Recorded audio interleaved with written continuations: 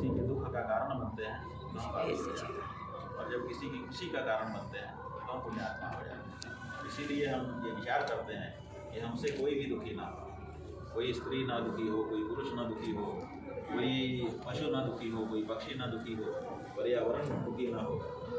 इस तरह से विचार करके सबको मुझे अच्छा काम होते हैं।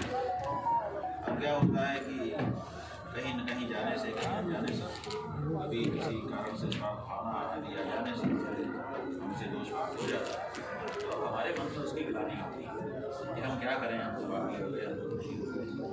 उसको दूर करने का हमारे मन में विचार आता है कि अगर ये पाप, ये ग्लानि मेरे मन से दूर हो जाती तो कितना अच्छा हो। तो उस ग्लानि को दूर करने के लिए आप देखिए, आज किसी के मन में अगर इस तरह की कोई बात आ जाती है, आप बोध हो जाता है या अवसाद आ जाता है, तो काउंसलर हैं कि नहीं, काउंसलिंग करते हैं, आपसे बात करके आपके दिमाग की बात बैठाते हैं कि तुम बात नहीं रहे, आप तुम्हारा बात नहीं।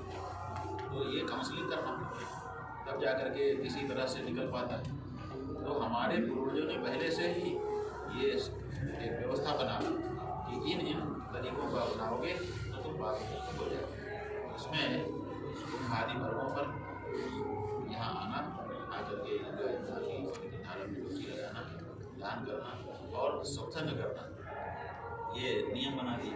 अब उस नियम का पालन करने से हमारे पूर्वजों को लगता है, वो भी लगता है कि हमारे पाप नष्ट हो गए। जब हम यहाँ आते हैं, नियमों का पालन करते हैं, तपस्या करते हैं, तो हमको लगता है कि हमारे पाप नष्ट हो गए। ऐसी परिस्थिति में पाप नष्ट होते हैं, बिल्कुल होते हैं, क्यों नहीं होते हैं। और लाखों लोगों का अनुभव है, यहीं पर आए हुए हैं, करोड़ों लोग आ रहे हैं, करोड़ों लोगों का अनुभव है जी। ऐसे थोड़े कोई अपने घर से टिकट कटा करके और अपना काम धाम छोड़ करके आता है। आप बताओ, कोई आएगा, अगर उसको कोई उपलब्धि नहीं हो रही है तो आप एक बार किसी को मूर्ख बना सकते हो प्रचार के माध्यम से, लेकिन ये तो परंपरा से होता आया है ना, हजारों वर्षों से कुंभ लग रहा है, लोग यहाँ पे आ रहे हैं और आकर के नहा रहे हैं। अगर सबका अनुभव ना होता तो ये ज़्यादा दिन तक फर्जी काम नहीं चल सकता है, इसमें ठोसपन कुछ होना चाहिए। तो ये बहुत ठोस है और ये पाप की मुक्ति होती है। हमारे धर्मशास्त्रों ने नियम भी बताया है, वैज्ञानिक भी कहते हैं और प्रत्यक्ष भी देखा गया है कि अगर दोष पाप हो, कष्ट सह लें हम स्वयं आगे बढ़कर तो हो जाए। जी दूसरा सवाल, महाकुंभ में अखाड़ा किस तरह की भूमिका निभाते हैं, अखाड़ों के बीच किस तरह की प्रतिबद्धताएं रहती हैं? अखाड़े जो है ये असल में सन्यासी आदि शंकराचार्य जी और दूसरे आचार्यों के शिष्यगण। तो हमारे यहाँ अपनी प्रतिरोधक एक क्षमता होती है, हमारे शरीर में जैसे प्रतिरोधक क्षमता है, इम्यूनिटी सिस्टम, वो बहुत ज़रूरी होती है। अगर वो इम्यूनिटी का कमजोरी हो जाए हमारे शरीर में तो हम बीमार पड़ सकते हैं और मर भी सकते हैं, हमारा नाश हो सकता है। इसलिए अपने इम्यूनिटी सिस्टम को, प्रतिरोधक क्षमता को बनाए रखना प्रत्येक व्यक्ति के लिए जरूरी होता है। ये तो मानते हो। तो ऐसे ही हमारे देश, हमारे समाज के ऊपर आक्रमण होते रहते हैं। तो भौतिक आक्रमण होते हैं और भौतिक आक्रमण होते हैं। जो भौतिक आक्रमण होते हैं वो शस्त्रास्त्र से होते हैं, तो उससे लोग मारे जाते हैं। इसके लिए सेना बनाई गई कि जब कोई दूसरा देश आक्रमण करे तो तुम उसको मोर्चा लेना और परास्त कर देना ताकि देश बचा रहे। इसी तरह से बौद्धिक आक्रमण भी होते हैं। ऐसी ऐसी बातें फैला दी जाती हैं जिससे लोगों का मन ही बदल जाता है। तो जब लोगों का मन बदल जाएगा तो सब कुछ बदल जाएगा।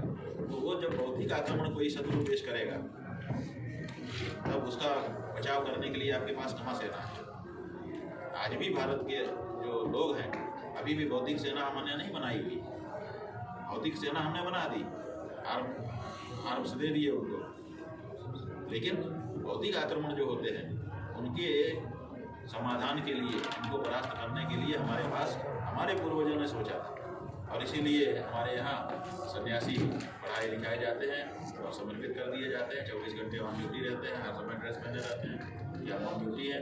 और वो भौतिक आक्रमण जो होता है उसका प्रतिकार करते हैं। जो भी इधर उधर बात आई तुरंत लोगों के बीच में जाके प्रवचन करके सही कर देते हैं। तो बौद्धिक आक्रमणों से बचाए रखना जनता को बहुत ज़रूरी है, नहीं तो पूरा देश जैसा का तैसा ही रहेगा और कन्वर्ट हो जाएगा। इसलिए बौद्धिक आक्रमणों से बचाए रखने के लिए सन्यासियों का समूह तैयार किया गया शंकराचार्य जी आदि के द्वारा। अब वो जो सन्यासी हैं, बीच में ऐसी परिस्थिति आ गई जब अपने देश में सेना कमज़ोर हो रही है, जान दे देने वाले सैनिक उतने उपलब्ध नहीं थे।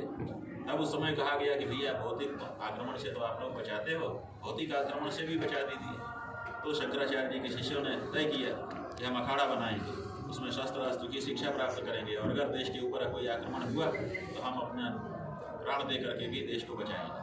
तो उन लोगों ने अखाड़े बना लिए, अखाड़े बना करके उसमें शस्त्रास्त्र का अभ्यास किया, और ज़रूरत पड़ी तो कई लड़ाइयाँ, आप उनका अखाड़ों का इतिहास पढ़ेंगे तो आपको पता चलेगा कि बड़ी बड़ी लड़ाइयाँ लड़ी, हजारों की संख्या में प्राण दे करके देश को बचा लिए।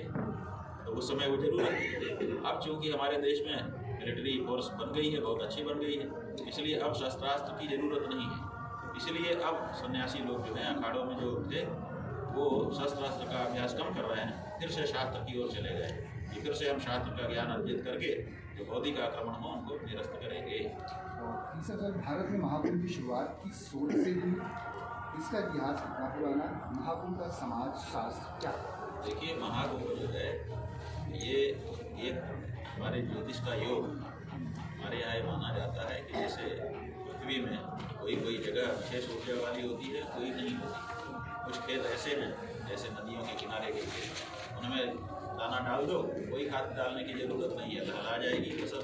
और कुछ ज़मीन ऐसी है जो ऊसर है, वहाँ पर अगर आप बो देंगे कितना ही खाद डालें कुछ नहीं होगा। जैसे है ना, धरती एक ही है लेकिन दो तरह का प्रभाव। ऐसे ही कालखंड भी होता है, तो किसी कालखंड का विशेष प्रभाव होता है और किसी कालखंड का सामान्य प्रभाव होता है, किसी कालखंड का नकारात्मक प्रभाव होता है। तो ऐसी परिस्थिति में ये जो योग बनता है कि माघ का महीना हो, अमावस्या की तिथि हो, सूर्य चंद्र दोनों मकर राशि में हो, गुरु वृष राशि में हो, तब कुंभ का योग प्रयाग में बनता है।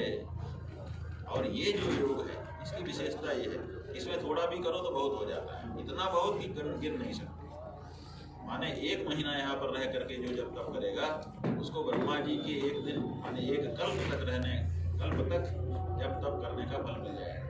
तो ये बहुत बड़ा अवसर है। उपजाऊ जैसे भूमि होती है वैसे ये उपजाऊ काल है, और इस उपजाऊ काल में आकर के हम अपना बो दें, लहला जाए हमारी फसल। इसीलिए इस कालखंड में लोग यहाँ पर दौड़ करके आ जाते हैं और यहाँ रह करके जब तप कर लेते हैं ताकि लंबा फल तो प्राप्त हो जाए। महाकुंभ राष्ट्रीय एकता और हिंदू एकता दोनों का किस तरह से पूरक बना हुआ है? महाकुंभ में आधुनिकता की छाप किस हद तक दिखाई दे रही है? किसकी छाप? आधुनिकता ऐसा है। हाँ, ये जो हमारा कुंभ है ये हमारी सनातन एकता का बड़ा प्रतीक है। ये प्रायः राजनीतिज्ञों के द्वारा आरोप लगाया जाता है, और जो विदेशी आए थे वो भी ये इसको निरूपित करते थे कि सनातन समाज जो है वो बटा हुआ है, जातियों में बटा है, आदि आदि। लेकिन हमारे यहाँ पहले से कुंभ पर्व आयोजित होता है, तो ज़रूरत पर हम अलग हो जाते हैं, फिर ज़रूरत पर इकट्ठा भी हो जाते हैं। आप बताइए 40 करोड़ 50 करोड़ लोग किसी एक जगह पे कहाँ इकट्ठा होते हैं? है कोई धर्म, है कोई राजनेता जो इतने लोगों को एक साथ इकट्ठा कर लेता, वो भी अपने पैसे से आओ। राजनेता तो रैली करते हैं, 2-4-5 लाख लोग आते हैं तो समझा जाता है कि बहुत बड़ी रैली है इनकी, सबको पैसा दे करके और व्यवस्था बना करके किया जाता है, तब आते हैं। और यहाँ तो अपना अपना टिकट लगा के आए हैं हम लोगों के पास, बल्कि हमें भी दे रहे हैं। ऐसी परिस्थिति में ये जो हमारे सनातन धर्म की एकता है उसको निरूपित करने का ये बहुत बड़ा पर्व है। अब दूसरी बात जो है, आप पूछ रहे हैं कि आधुनिकता का इसका क्या लेना देना है।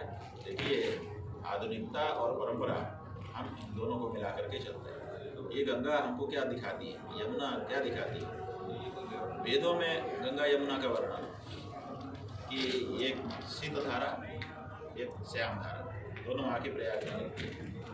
फिर बाद के जितना साहित्य है अलग अलग समय में रचा गया उसमें भी यही वर्णन मिलता है। सीता सीते सरिते यत्र संगते, ये वेद कह रहा है। देखा तो श्यामल धवल हिलोरे, तुलसीदास जी 400-450 साल पहले कह रहे हैं। और आज जब हम वहाँ जाके खड़े होते हैं हमको भी वही श्वेत श्याम धारा दिखाई देती है सब। इसका मतलब क्या हुआ कि अनादिकाल से ये धारा ऐसे ही चल रही है, इसमें कोई परिवर्तन नहीं आया है। जब वैदिक काल का जो व्यक्ति होगा, अगर उसको कालखंड के अनुसार देखें तो उस समय जो वहाँ खड़ा हुआ उसको भी वही धारा दिखी और आज भी हमको भी वही धारा दिख रही है। इसका मतलब कि पुरातन होकर के भी हम नित्य नवीन हैं। आधुनिक हैं, हम पुरातन हैं, इसका मतलब ये नहीं है कि आधुनिकता का स्पर्श हम नहीं करते। ये जो बात कही जाती है कि ये आधुनिक है, ये पुरातन है, ये गलत है। हम पुरातन होकर के भी नित नवीन हैं, आज भी वही हैं। तो ये आधुनिकता हमारी यहाँ पर दिखाई दे रही है। लेकिन एक बात है जिसको आप पूछना भी चाह रहे हैं और कह भी दे रहे हैं कि ये जो कुंभ पर्व है, इसका जो आध्यात्मिक और धार्मिक भाव है, आज की जो आधुनिकता है, तथाकथित आधुनिकता, पाश्चात्य अंधानुकरण, वो इसको क्षतिग्रस्त कर रही है। अब यहाँ पर जिस तरह के सुख सुविधा के साधन जुटाए जा रहे हैं, डबल बेड लाया जा रहा है, सोफा लाया जा रहा है, ये लाया जा रहा है, वो लाया जा रहा है, खाने पीने के लिए आधुनिक परिवेश परोसा जा रहा है, ये इस कुंभ की जो आत्मा है उसको मार देगा। ये आमोद प्रमोद का स्थल बन करके रह जाएगा और इसमें जो अपने आप को पवित्र करने की भावना थी उसको कहीं पीछे धकेल देगा। ये बहुत बड़ा खतरा भी बन रहा है, इसलिए इससे भी हम आपको बताना चाहिए। अब क्या हो रहा है कि ये कुंभ पर्व आयोजित हुआ, हमने पूरे मेले में आने जाने के समय में नजर घुमाई, देखा सरकार की ओर से बोर्ड लगे, पत्रिकाएं छापी गई, फ्लैक्स लगाए गए, उनमें लिखा है महाकुंभ 2025, ये लिखा है ना। अब ये बताइए कि महाकुंभ जो हो रहा है वो किस तारीख से हो रहा है? वो अंग्रेजी तारीख से हो रहा है, ग्रेगरी के कैलेंडर से हो रहा है। वो तो माघ महीने में हो रहा है ना। माघ मकर तरफ जब कोई तीरथ पति आओ सब कोई, वो जनवरी में थोड़े हो रहा है, तो फरवरी में थोड़े हो रहा है, माघ महीने में हो रहा है। स्नान कब कब होंगे? 13 सितंबर को होंगे, 13 जनवरी को होंगे कि 6 फरवरी को होंगे? नहीं, 13 जनवरी 6 फरवरी का मतलब नहीं है। वो पूर्णिमा को होंगे, वो संक्रांति को होंगे, वो अमावस्या को होंगे, पंचमी को होंगे। विशेषता माने आयोजन के लिए भारतीय तिथि की जरूरत है, भारतीय महीने की जरूरत है। स्नान पर्व के लिए भारतीय तिथि की जरूरत है, अंग्रेजी की तिथि का कोई लेना देना नहीं है। लेकिन जब हम शीर्षक दे रहे हैं तो लिख रहे हैं महाकुंभ 2025। क्यों नहीं हम महाकुंभ 2081 विक्रमी लिख सकते हैं? जब हमारा विक्रमी संवत 2081 चल रहा है तो क्यों हम विक्रमी संवत का उल्लेख क्यों नहीं करें? माघ का जो ये कुंभ पर्व है, ये हम हिंदुओं का शुद्ध पर्व है, इसमें हिंदू तिथि से सब कुछ हो रहा है, लेकिन इसका शीर्षक अंग्रेजी तारीख में लिखा जा रहा है। क्यों लिखा जा रहा है? ये हमारे ऊपर धार्मिक और सांस्कृतिक आक्रमण है कि सब कुछ ईसाईकरण कर दो, सब कुछ जो है आधुनिक माने ईसाई जो पद्धति है उसको आधुनिक नाम दे दिया गया है कि आधुनिक माने ईसाई। अरे हम सनातनी हैं, सनातनी रहते हुए हम आधुनिक नहीं हो सकते। ऐसी हमारी क्या मजबूरी है कि हम ईसाईकरण हो तभी हम आधुनिक हो? क्या हम सनातनी रहते हुए आधुनिक नहीं हो सकते? क्या सनातनी आधुनिक सांस नहीं ले सकता? उसको ईसाई पद्धति अपनानी पड़ेगी आधुनिक होने के लिए। ये जो एक बात ला दी जा रही है हमारे ऊपर, हम इसका यहाँ से विरोध करना चाहते हैं। और साथ ही साथ एक बात अपनी तरफ से हम कह देंगे जो आप उठा दीजिए कि यहाँ पर हमारे देश के प्रधानमंत्री और हमारे प्रदेश के मुख्यमंत्री के चित्र होर्डिंग में लगाए गए और हमने देखा वो जो शिविर बने हैं, शिविरों की बाउंड्री वाल जो टीने से बनी है उसमें चिपका करके लगाए गए और उसी बाउंड्री वाल से सट करके नालियाँ जा रही हैं। तो हमारे प्रधानमंत्री और हमारे मुख्यमंत्री का जो चित्र है वो नाली में पड़ा हुआ है। तो इसलिए हम इसका घोर विरोध कर रहे हैं और यहाँ के प्रशासन से कह रहे हैं कि आपसे जान में चाहे अनजान में ये बहुत बड़ा गलत काम हो रहा है। तत्काल या तो उन बोर्ड को हटवा दीजिए और या तो 2 खंभे लगा करके उनको ऊंचाई पर उनको लगाइए, तब तो हम स्वीकार करेंगे, नहीं तो हम फाड़ देंगे। ये नहीं करना चाहिए। जैसे भी हों, आखिर हमारे देश के प्रधानमंत्री हैं, हमारे प्रदेश के मुख्यमंत्री हैं, उनके चित्रों को नाली में खड़ा करना ये गलत है, गलत है, गलत है।